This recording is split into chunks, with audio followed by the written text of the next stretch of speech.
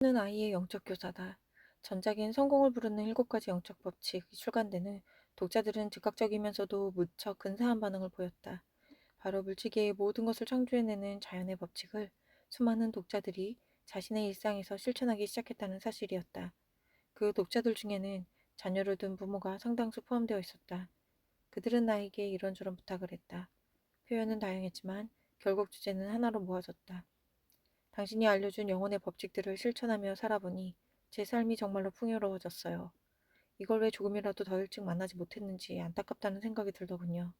베풀기, 저항하지 않기, 소망을 이루어주는 우주를 신뢰하기 등 영적 법칙을 가진 가치가 지금은 저에게 명백한 진리가 되었지만 예전에는 도무지 알 길이 없었거든요. 그래서 자라면서 몸에 배인 파괴적인 습관을 없애기 위해 힘겨운 싸움을 할 수밖에 없었어요. 부모로서 바람이 있다면 내 아이들이 저처럼 유년기에 파괴적인 습관에 길들여지지 않았으면 하는 거예요.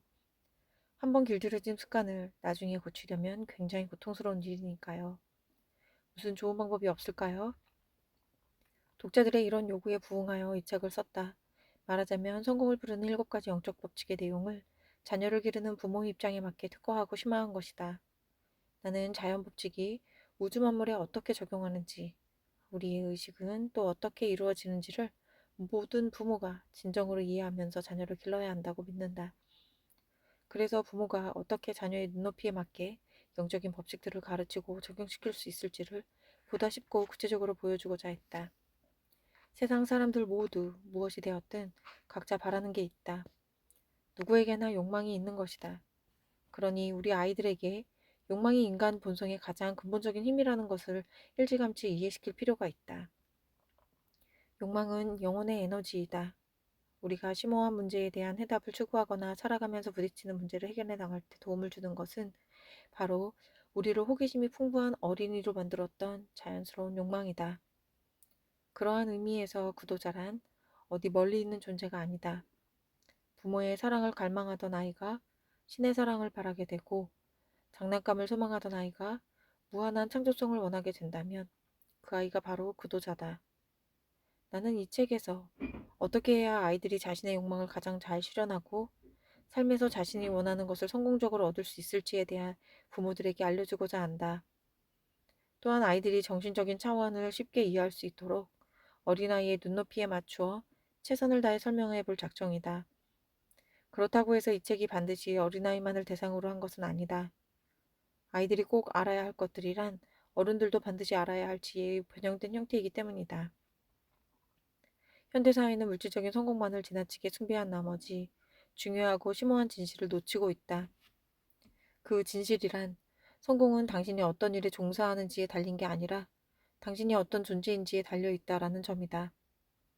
우리가 살면서 이루는 모든 성취의 근원에는 존재나 본질 또는 영혼이라는 차원이 그 바탕을 이룬다. 하지만 존재라는 것이 너무나도 추상적인 차원이다 보니 사람들은 존재를 현실적이고 쓸모없는 실체가 아니라 그저 관념일 뿐이라고 여긴다. 그러나 인류의 지혜가 담긴 가장 오래된 전승 문화들을 살펴보라. 영혼의 차원에서부터 일상에 이르기까지 영혼이 펼치는 확고하고 당연하며 신뢰할 만한 원칙들을 발견하게 될 것이다. 이런 영적 법칙들이 살아가는 데에 그토록 귀중한 것인데도 어떻게 수백 년이 넘도록 드러나지 않았는지 이해할 수 없다는 사람들이 더러 있다. 이러한 아이러니는 마치 전구가 등장하기 전까지 우주에 충만한 전기 에너지를 사람들이 전혀 의식하지 못했던 것과도 같다. 전기의 법칙이 발견되지 않았더라면 우주에 충만한 전기 에너지는 우리가 일상적으로 사용하는 전기로 실용화되지 못했을 것이다. 존재나 영혼, 본질 역시 마찬가지다. 그것은 우주의 충만한 전기 에너지처럼 눈에 보이지는 않지만 우리 삶에 지대한 영향을 행사한다. 우리 눈에 보이는 우주 만물의 배후에는 보이지 않는 영원한 지성이 존재하며 그것은 7가지 영적 법칙에 따라 작동한다. 오늘날 우리는 온갖 정보와 폭력이 난무하는 혼란한 시대에 살고 있다. 너무 빠르게 변화하고 예측할 수 없기에 더 혼란스럽다. 이럴 때일수록 우리 아이들이 삶에서 진짜 중요하고 가치 있는 것이 무엇인지 알아차릴 수 있도록 이끌어주는 영적 스승이 절실하다. 누구보다 가장 가까이에서 아이들을 보살피는 부모가 영적 스승 노릇을 하는 것은 마땅한 일이다.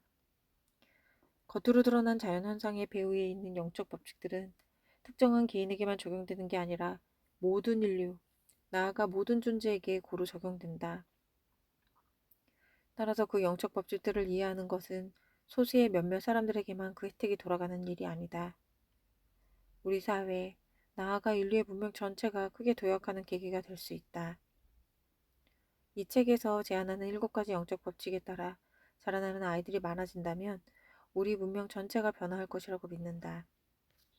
오늘날 우리가 대수롭지 않게 취급하는 사랑과 자비는 모든 존재의 삶 속에서 마치 숨을 쉬듯 자연스럽게 흘러넘치게 될 것이다.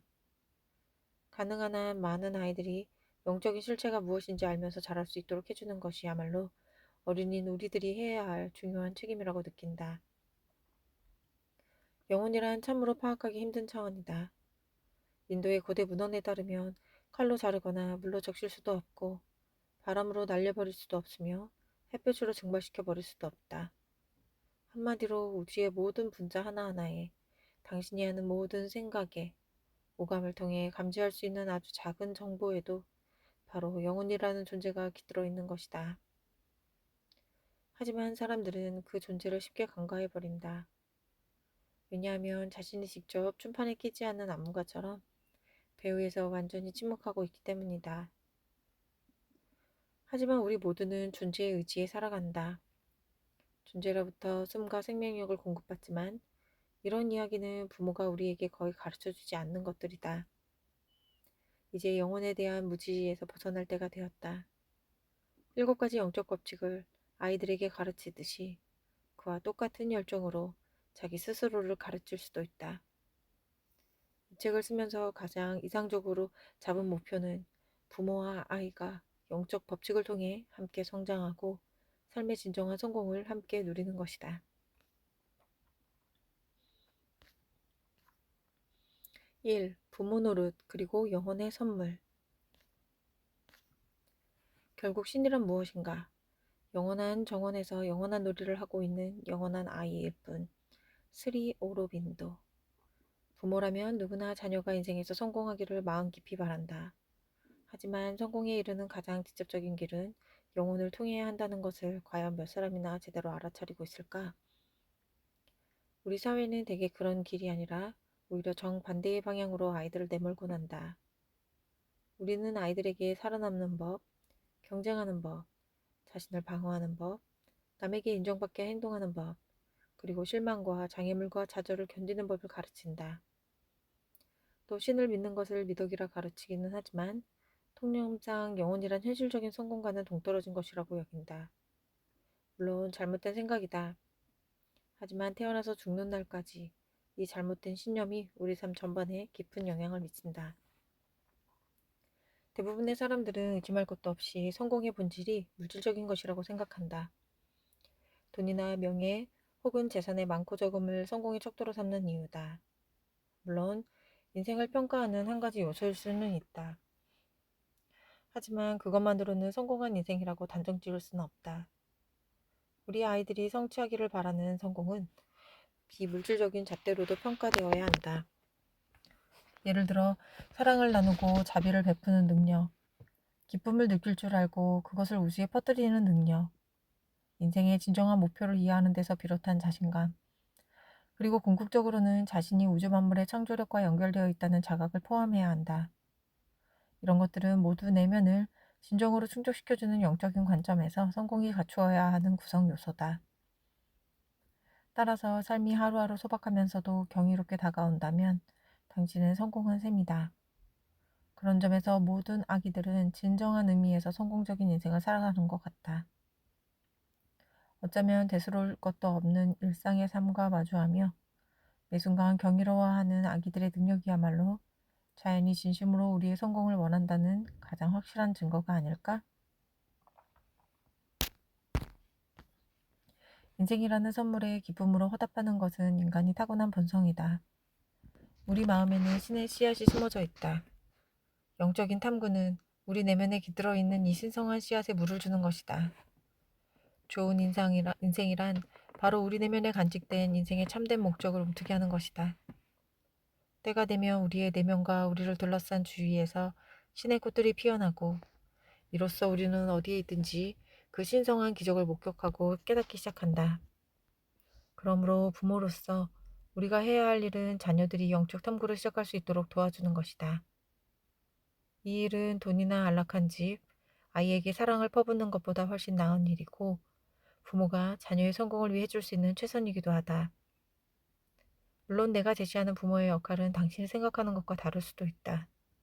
그렇다면 이 책을 통해 부모 노릇이 가진 영적인 차원을 깊이 잘 생각해 보라고 권하고 싶다. 영성이라는 이름의 새로운 방식으로 부모 노릇을 하려면 아이들을 지도할 실천 원리가 필요하다. 지금 내가 염두에 두고 있는 원리들은 모두 전작인 성공을 부르는 7가지 영적 법칙에 실린 내용의 연장선상에 있다. 영혼과 연결되기 위해서는 반드시 영혼의 법칙에 대해 알아야 한다. 그리고 영혼의 법칙들을 하나하나 실천할 때 우리는 저절로 자연과 조화를 이루게 된다. 반면에 영혼의 법칙과 상반되는 생활 방식은 우리를 긴장과 경쟁으로 이끌 뿐이다. 물론 경쟁을 기반으로 얻은 성공이 일시적으로 우리에게 멋진 것들을 가져다 줄 수도 있다. 하지만 그 성공에서 궁극적인 내면의 만족감은 결코 얻을 수 없을 것이다. 내가 제시하는 7가지 영혼의 법칙을 간략하게 설명하면 다음과 같다. 첫 번째 법칙, 순수 잠재력의 법칙, The Law of Pure Potentiality. 모든 창조의 근원은 순수 의식이다. 순수 잠재력은 보이는 현상계와 보이지 않는 비현상계 모두의 고로 표현된다. 두 번째 법칙, 베품의 법칙, The Law of Giving. 자신이 갖고자 하는 것을 기꺼이 남에게 베푸는 미덕을 통해 우리는 돌고 도는 우주의 풍요를 삶 속에서 누리게 된다. 세 번째 법칙, 인과의 법칙, The Law of Karma. 타인에게 성공과 행복을 가져다 주는 행위를 선택한 결과로 자신의 성공과 행복이라는 결실을 수확한다. 네 번째 법칙, 최소 노력의 법칙, The Law of Least Effort. 자연의 지혜는 애달아 걱정하지 않아도 저절로 조화롭게 사랑으로 작용한다. 이러한 지혜를 동력으로 활용하면 우리는 애쓰지 않고도 저절로 성공을 창조할 수 있다. 다섯 번째 법칙, 관심과 소망의 법칙, The Law of Intention and Desire. 우리 마음에서 일어나는 관심과 소망에는 그것을 이룰 수 있는 방법이 이미 내포되어 있다. 순수 잠재력의 영역에서 관심과 소망은 스스로 무한한 조직력을 발휘한다. 여섯 번째 법칙, 초연함의 법칙, The Law of Detachment. 미지의 세계, 그 무한한 가능성의 영역으로 들어가고자 한다면 먼저 모든 집착과 선입견을 내려놓아야 한다. 그래야 우주의 춤을 지휘하는 창조력에 자신을 온전히 내맡길 수 있다. 일곱 번째 법칙, 다르마, 삶의 목적의 법칙, The Love Dharma. 각자 타고난 지능을 활용해 남을 위해 봉사할 때 우리는 자신의 영혼이 밝게 깨어나는 환희심과 황홀경을 체험한다. 삶의 모든 목적들 가운데 가장 궁극적인 목적이다. 위에 열거한 7가지 영혼의 법칙을 영적 법칙이라 부르든 영적 규범이라고 부르든 상관이 없다.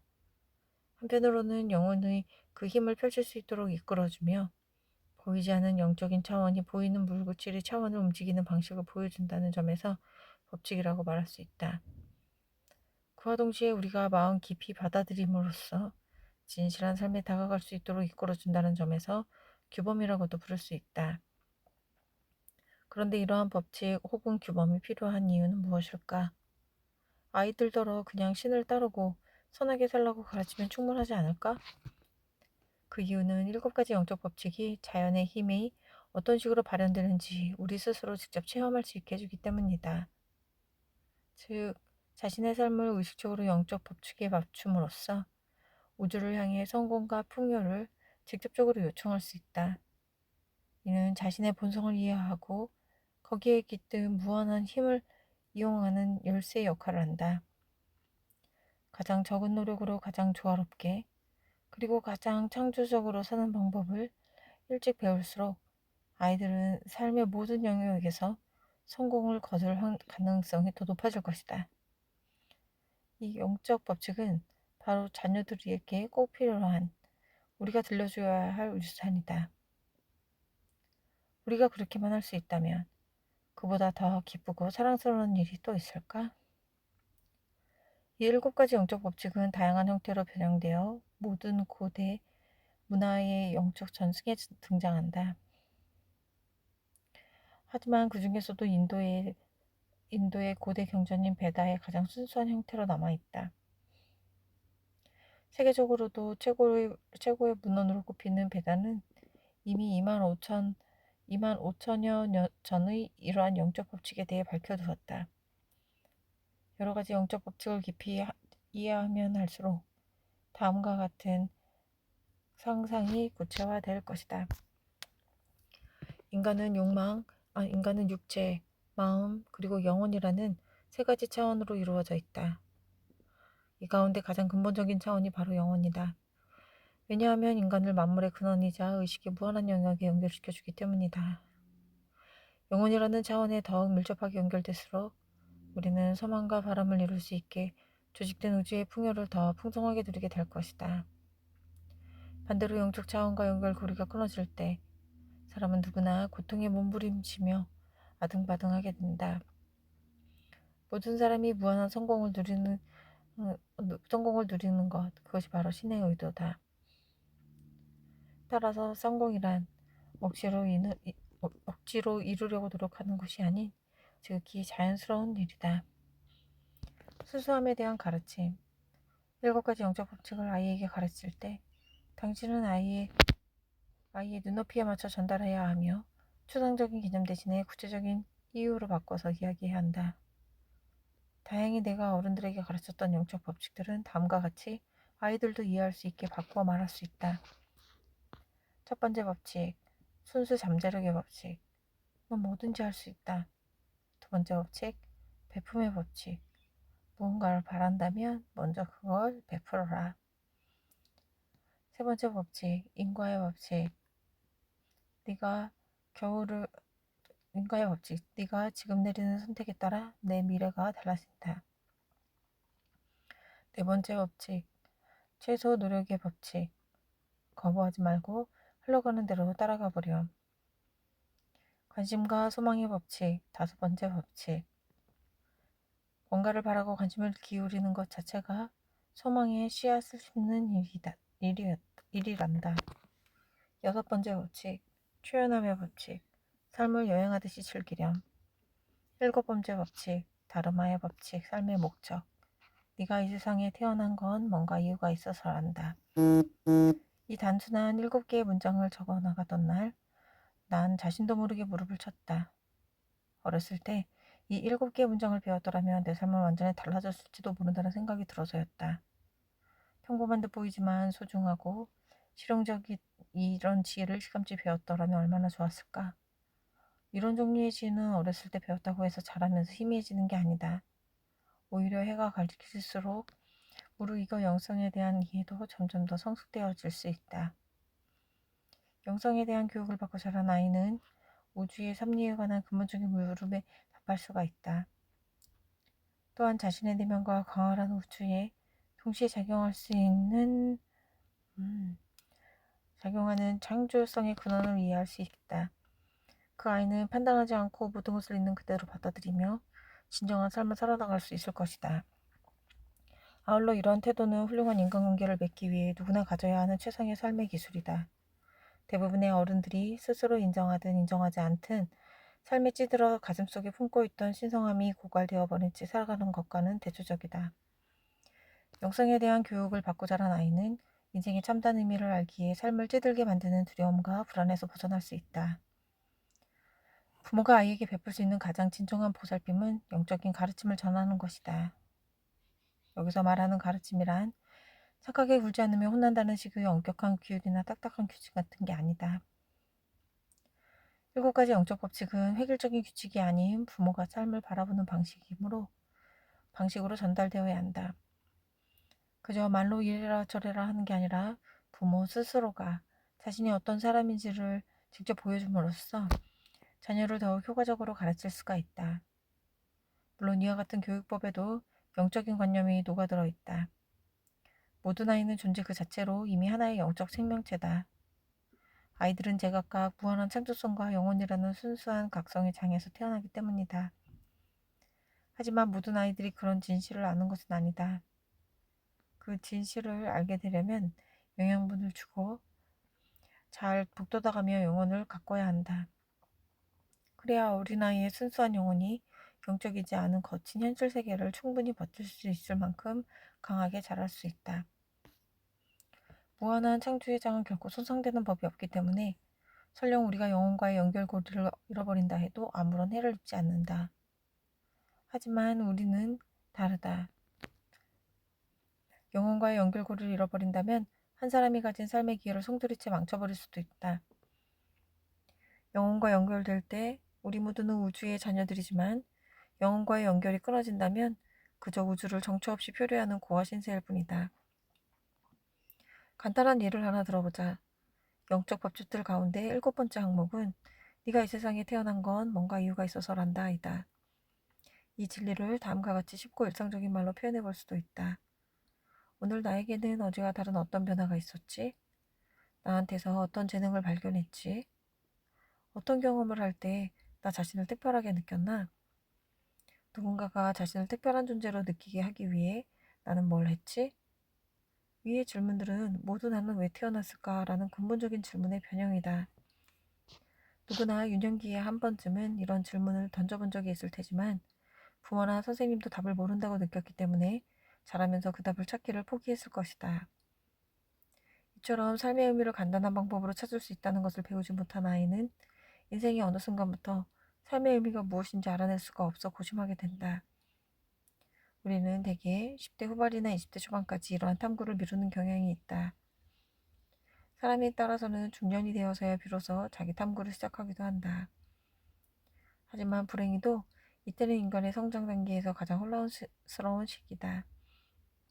삶의 의미를 탐구하는 일은 사춘기에 폭발하는 전형적인 반항심과 롤러코스터처럼 폭주하는 감성, 중년에 잡아들면서 켜지는 죽음에 대한 두려움으로 더 혼란에 휩싸이기 쉽다.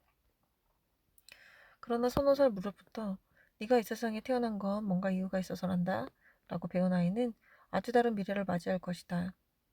그런 아이에게 삶의 의미를 찾는 일은 마치 알파벳을 배우는 것처럼 자연스러운 일이다. 자아 탐구를 계속 미루다가 마침내 절망적인 내면의 혼란에 직면하는 일도 적지 않게 된다. 나는 왜 태어났을까? 라는 질문은 섬뜩한 실존에 대한 물음으로 받아들여지지도 않는다. 그 질문의 답을 찾는 일은 사람이 경험할 수 있는 가장 즐거운 모험이기 때문이다. 아이에게 그런 질문을 던지는 것만으로도 부모는 자녀에게 엄청난 은혜를 베푸는 것이다. 이 영적 원리에 마음을 쏟을 줄 아는 아이는 영혼과 신을 추상적인 세계에 영원히 가두어버린 어른들보다 훨씬 더 풍요롭고 성공적인 삶을 누릴 것이다. 진정한 영적 성장은 역설적인 방식으로 사람을 변화시킨다. 세상에 대한 이해가 커지는 동시에 아이다운 순수함도 사라지지 않고 보존된다. 하지만 부모들은 어찌 보면 유년 시절의 기억으로부터 빨리 벗어나고 싶어 안간힘을 쓰는 것처럼 보인다. 인생에 대해 통달한 것처럼 보이려고 그러는 거겠지만 어린 시절과 달라진 것은 그저 경험의 총량이 많아졌다는 사실뿐이다. 이처럼 우리는 나이를 먹을수록 강한 척해서 약점을 감추는 법, 규칙을 요리조리 빠져나가 처벌을 안 받는 법, 상처를 입지 않기 위해 두껍고 단단한 가면을 쓰는 법에 능숙해져 간다. 하지만 부모가 자기 영혼의 순수성을 파괴하면서 살아가면 자녀의 영적 순수성도 저절로 훼손되는 법이다. 영혼의 관점에서 보면 세상에 순수하지 않는 사람은 없다.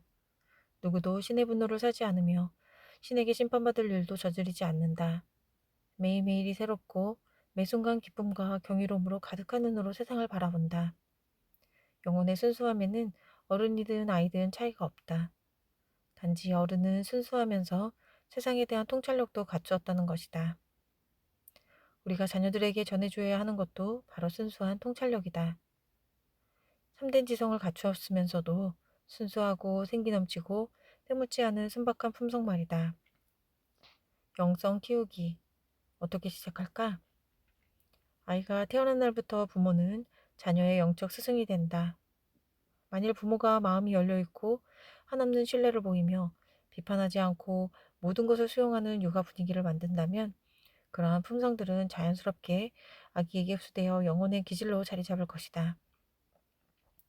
만일 이 세상이 완벽하다면 당신이 자녀들에게 줄 가르침은 이 한 문장이면 충분하다. 오직 사랑만을 보여주라. 오직 사랑이 되어라. 그러나 실제로 우리가 맞닥뜨려야 하는 세상은 그리 완벽한 곳이 아니다. 아이는 자라면서 사방에서 사랑이 없이 가해지는 행동과 맞닥뜨리게 된다. 대개는 집 밖에서 일어나는 일이지만 때로는 집안에서도 그런 일을 겪는다. 그렇다고 당신이 과연 자녀의 영적 스승 노릇을 할 자격이 있는지, 그 정도로 충분히 아이에게 사랑을 주고 있는지에 대해서 너무 불안해하지는 말자. 영성을 그저 일상의 기술이라고 생각하자. 영성은 그저 있는 그대로의 삶이기 때문이다. 나는 영성이라는 삶의 기술을 어떤 식으로든 아이가 이해할 수 있는 방법을 동원해 가능한 한 빨리 전해주는 것이 좋다고 확신한다.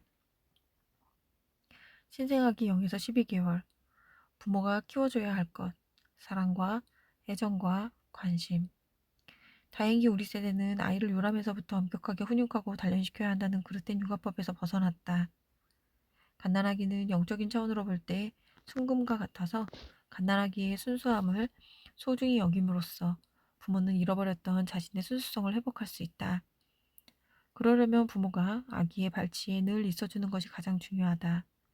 아기와의 영적인 유대는 아기를 안아주고 쓰다듬어주고 다치지 않게 감싸주고 아기랑 놀아주는 등 집중적인 관심을 쏟는 과정을 통해 형성된다.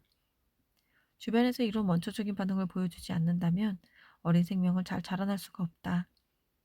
마치 햇볕을 받지 못한 꽃처럼 시름시름 시들어버릴지도 모른다. 영아기 12에서 24개월, 부모가 키워줘야 할 것, 자유, 격려, 존중. 이 단계에서 아기에게 처음으로 에고라는 가장 초본적인 자아가 형성된다. 즉, 나는 존재한다라는 확신이다. 영아기는 부모 곁에서 벗어나기를 처음으로 실험하는 때이므로 다소 위태롭기 마련이다. 걸음마를 떼기 시작하는 이 시기에 한편에서는 자유와 호기심이 아기를 유혹하고 반대편에서는 두려움과 불안이 아기를 주저앉힌다. 아기 입장에서는 자신의 체험이 모두 즐겁기만 한 것은 아니다. 따라서 아기가 독립적인 자아를 지닌 존재로 성장하기 위해서는 부모가 이 시기에 걸맞은 영적 가르침을 전해줘야 한다. 바로 세상이 안전하다는 가르침이다.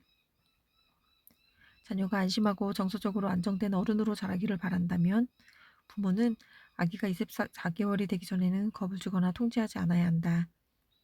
설령 아기가 세상과 맞닥뜨려 가끔 상처를 입더라도 가능한 한 아이를 통제하지 않고 자유롭게 행동할 수 있게 격려하는 것이 중요하다. 아이가 실망하거나 상처를 받는다고 해서 그게 실패를 의미하는 것은 아니다. 상처를 받았다고 해서 세상은 위험한 곳이라고 결론 내릴 수는 없다. 상처란 아이에게 자신을 정의하는 경계선이 어디서부터 어디까지인지 자연스럽게 말해주는 방식일 뿐이다. 통증 역시 걸음마를 시작한 아기에게 나라는 존재가 어디에서 시작하고 끝나는지를 경험하게 해준다. 이런 경험들이 쌓여야 불에 대거나 계단에서 구르는 것과 같은 더 위험한 일들을 슬기롭게 모면하는 요령을 터득할 수 있다.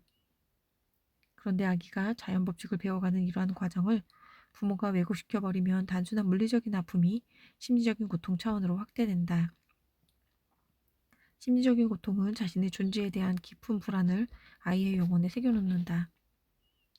만약 아이가 상처 입는 일을 일종의 나쁜 일이나 나약함의 증거, 극복할 수 없는 한계, 끊임없이 잠복해 있는 위협 등으로 이해하기 시작하면 영적 성장을 향한 길은 내면에서 차단되고 만다. 세상은 안전한 곳이라는 믿음 없이 영혼과 연결되기 어려운 일이다. 사람들은 항상 이 세상의 어딘가에 자기만의 안전한 공간을 확보하려고 안달하지만 그런 종류의 안정감은 유년기에 새겨진 심리적인 상처들을 극복하지 않고서는 얻을 수 없다. 유아기 24개월에서 6세, 부모가 키워줘야 할 것, 자기 존중과 탐구심. 이 시기는 아이에게 자아 존중감이 형성되는 시기이다. 자아 존중감이 생기기 시작하면 아이는 당장이라도 부모의 품을 벗어나 넓고 큰 세상과 마주하고 싶어 한다. 이 시기에 아이에게 세상은 뭔가 해야 할 일이 있고 도전할 만한 무언가가 있는 호기심 가득한 공간이다. 두세 살 이전의 어린아이에게 뭔가를 해야 하는 책임감 같은 것은 없다. 그저 신나게 놀고 즐기기만 하면 그만이다. 하루하루 펼쳐지는 신선하고 새로운 세계를 접하며 기쁨을 키우는 것. 이외에 아이에게 다른 영적인 공부거리는 없다. 그러나 배변 습관을 익히고 혼자서 먹는 법을 배우면서 자아에 대한 개념이 나는 존재한다에서 서서히 나는 할 수 있다로 확대된다.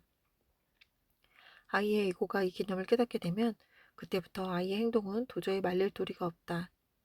아이는 가족은 물론이고 온 세상을 자기 맘대로 주무를 수 있다고 생각하기 때문이다. 이 시기에 아이의 에고는 마치 막 가동을 시작한 발전기처럼 움직인다. 서너 살이 되면서 아이들이 미운 고집덩어리로 변하는 이유는 갓 태어난 자아의 고압 전류 같은 자유의지와 탐구심이 들쑥날쑥 제멋대로 공급되기 때문이다. 제멋대로 고함지고 비명을 지르고 이리저리 뛰어다니고 싫어 아내라는 말을 아무 때나 내뱉으며 기분 내키는 대로 현실을 지배하려고 든다. 이런 일들이 정확히 이 단계에서 일어난다. 내가 이 시기를 중요하게 보는 이유는 이 단계의 아이들에게는 이미 영적인 힘이 있기 때문이다. 다만 그 힘이 왜곡되어 문제를 일으키기 쉬우니 아이를 무조건적으로 억누르기보다는 도전할 수 있는 적당한 과제를 주어 힘을 균형 있게 발산할 수 있도록 이끌어줘야 한다. 이때 에너지의 균형이 어그러지면 힘에 대한 아이들의 갈망은 실망이나 슬픔으로 치닫게 된다. 이 시기에 아이가 체험하는 것은 대개 힘에 대한 허상이기 때문이다. 악을 쓰는 3살배기 아이는 아주 작고 상처받기 쉬우며 인격이 채 자리 잡지 않은 미숙한 상태라는 점을 명심하자. 부모의 자식 사랑은 아이가 표현하고자 하는 힘에 대한 환상을 너그럽게 받아들여준다. 아이가 어떠한 외부의 위협에도 자신이 맞설 수 있다고 느끼게 해주고 싶어서다. 이 시기에 아이의 힘을 억누르거나 차단하면 아이의 자아 존중감은 제대로 발달하지 못한다. 아동기, 6에서 8세, 부모가 키워줘야 할 것, 베풀기, 나누기, 비판하지 않기, 받아들이기, 진실하기. 아이가 유치원이나 초등학교에 입학하는 시기가 되면 부모가 키워줘야 할 핵심 덕목은 보다 사회적인 방향으로 확대된다. 아이가 세상에 태어나 6년을 지내면서 무수히 많은 개념들을 흡수하고 실험하면서 내가 더 활성화되고 복잡해졌기 때문이다. 그렇다고 해서 6세 전에는 베풀기, 나누기, 진실하기 등의 사회적인 덕목을 무시해도 된다는 뜻은 아니다. 다만 이 시기부터 아이의 사회성이 본격적으로 자라나기 시작한다는 얘기다. 이 단계에서 중요한 점은 추상적인 개념을 비로소 이해하기 시작한다는 것이다. 아이의 생각이 보다 복합적으로 이루어지는 것을 볼 수 있다. 예전에는 자기의 감정만을 내세우며 부모의 행동을 이해하지 못했던 아이가 나도, 내 거야, 나부터 같은 자기 중심적인 영역을 넘어서서 현실을 이해하고 받아들이는 능력을 꽃피우기 시작한다. 나이가 많든지 적든지 베푼다는 행위는 타인의 욕구에 공감을 보여주는 것이다. 만일 남에게 베푸는 것을 자기 것을 상실하거나 포기하는 것으로 받아들인다면 이 단계의 영적 가르침을 충분히 배우지 못한 것이다. 영적인 관점으로 볼 때 남에게 베푸는 일은 당신 또한 나의 일부이므로 내가 당신에게 뭔가를 베푼다고 해서 잃는 것은 없다는 인식이다. 물론 아이들이 이런 개념을 완전히 이해하는 것은 아니다. 하지만 적어도 어렴풋이 느낄 수는 있다. 아이들은 본래 나누는 것을 너무나 좋아하지만 가끔 그러고 싶지 않을 때가 있을 뿐이다. 아이들은 에고의 경계선을 넘어 다른 사람을 자기 세계 속으로 끌어안을 때 마음이 따스해지는 것을 본능적으로 느낀다. 세상에 이보다 더 친근한 행위는 없으며 이보다 더 행복을 느낄 수 있는 행위도 없다. 진실해지는 것도 마찬가지다. 우리는 편안하게 지내고 싶어서 또는 처벌을 피하기 위해 종종 거짓말을 한다. 그런데 처벌에 대한 두려움 속에는 내면의 긴장도 깃들어 있게 마련이다. 거짓말을 해서 위기를 모면한다 해도 내면의 긴장까지 풀리지는 않는다. 내면의 긴장을 해소해 줄 수 있는 것은 오직 진실뿐이다. 진실을 말하면 기분이 좋아진다는 것을 아이에게 가르칠 때 아이는 진실 속에 영적인 특징이 들어있다는 깨달음에 한 발짝 다가서게 된다. 이런 가르침을 전하기 위해 벌을 줄 필요는 없다. 만일 솔직하게 말하지 않으면 혼날 줄 알아 라는 태도로 아이를 추궁한다면 영적으로 잘못 가르쳐 온 것이다. 아이가 거짓말을 하려는 이유는 두려움 때문이다. 아이는 뭔가 두려운 마음이 들면 진실을 말할 때도 좀 더 그럴듯하게 전하려고 노력한다. 부모가 자녀를 추궁하거나 벌 줄 때 아이는 실제로 자기가 느끼는 것보다 더 그럴듯하게 연기하도록 강요받는 셈이다. 다른 사람의 기대나 요구에 따라 행동하도록 길들여지는 것은 아이의 영혼을 파괴하는 가장 확실한 처방이다. 아이는 무슨 일을 하든지 이건 내가 정말로 하고 싶은 일이야 라고 느낄 수 있어야 한다. 초등학교 시절 8살에서 13살 부모가 키워줘야 할 걸. 독자적인 판단, 분별력, 통찰력. 아이의 개성과 독립심이 발전하는 시기로 대부분의 부모들이 자녀를 키우면서 가장 즐거움을 느끼는 단계다. 이때부터 아이들은 스스로 생각하기 시작한다. 자신만의 취미나 좋아하는 것과 싫어하는 것을 찾아내며 무언가에 흠뻑 빠져든다. 이 과정에서 평생 동안 지속되는 경향성이 발견되기도 한다.